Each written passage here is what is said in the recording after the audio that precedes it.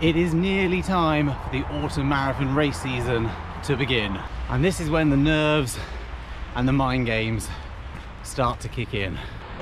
My name is Ian, and I'm just a few weeks out from my 9th marathon.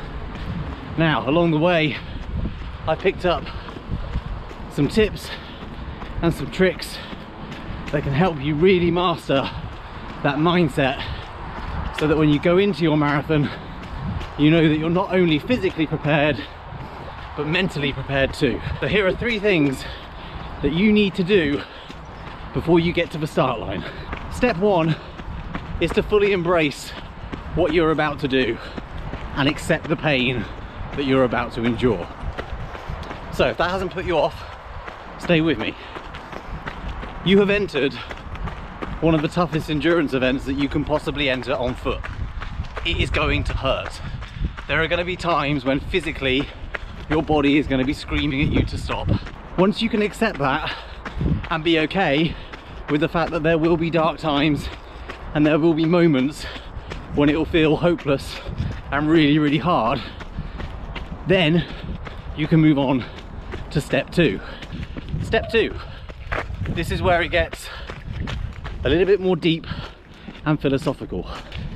This is about planning for those possible eventualities that can happen on race day.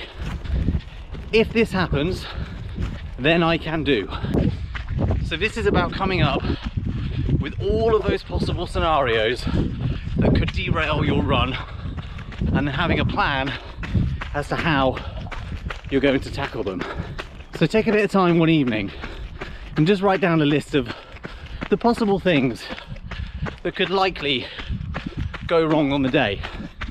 Maybe you drop some nutrition. Maybe it's warmer than you anticipated. Maybe it's colder than you anticipated. Now, this isn't meant to scare you, but just to allow you, at a time when you're feeling calm and rested, to rationally go through and plan for how you're going to manage each of those scenarios. And step 3 is to plan the details.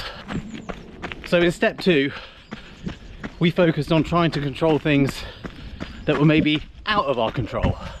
The weather, a drop gel, a stumble or a fall. In step 3, we need to look at the things that are in our control and manage them as effectively as we can, so that when we get to the start line of our race, we have done every possible thing to make it as positive and as good as it can be, so that we can put all our energy in to our run. Now, the way I do this is to work back from the start line 48 hours. If my race is at 9 o'clock in the morning,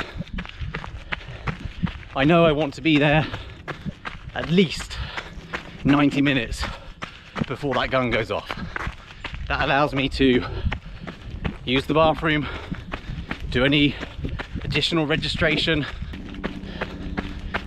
So based on that arrival time and wherever or however long it takes me to get there, I'm then going to work back from there and plan, okay, what time do I need to have my breakfast?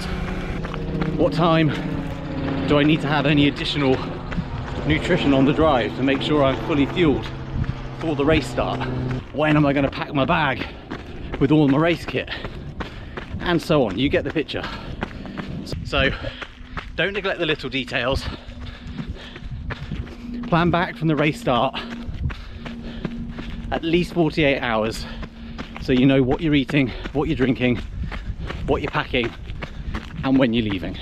And here are just a few little mind games that I use during those marathon runs to help the time pass and to try and distract myself from the pain.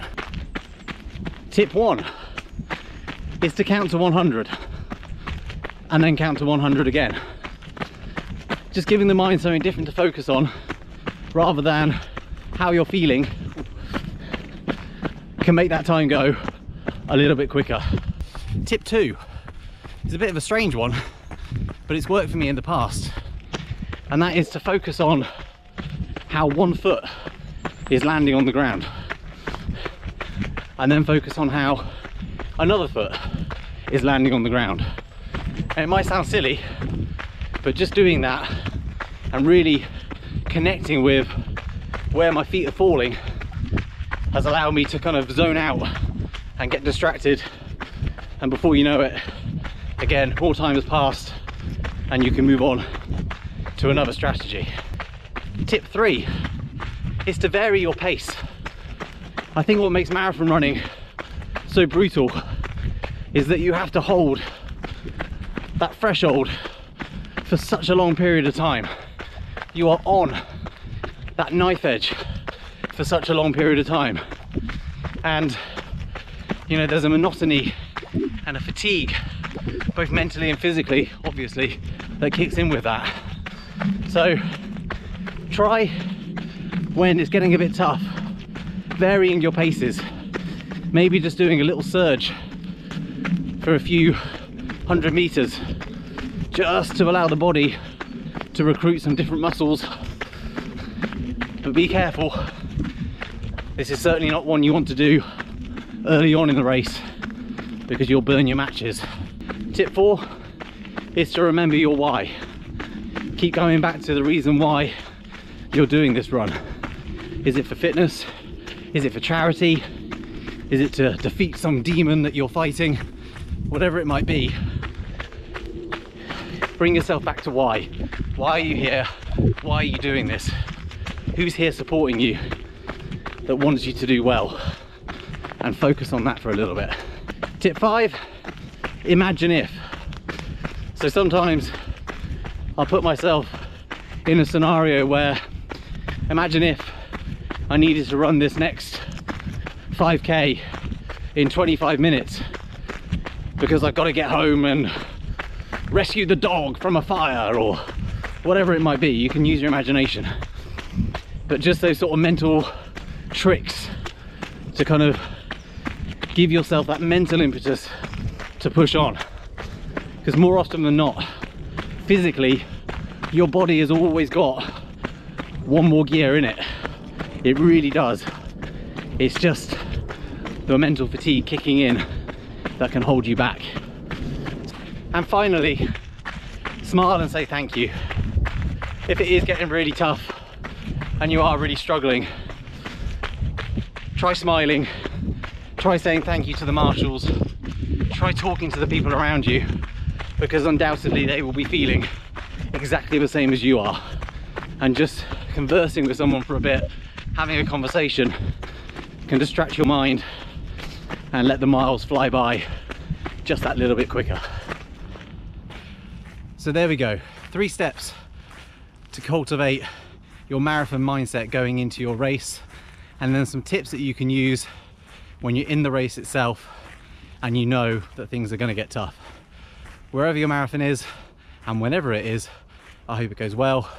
Let me know in the comments below if you've got one upcoming or you're training for one in the future. And I will see you hopefully in a new video very soon.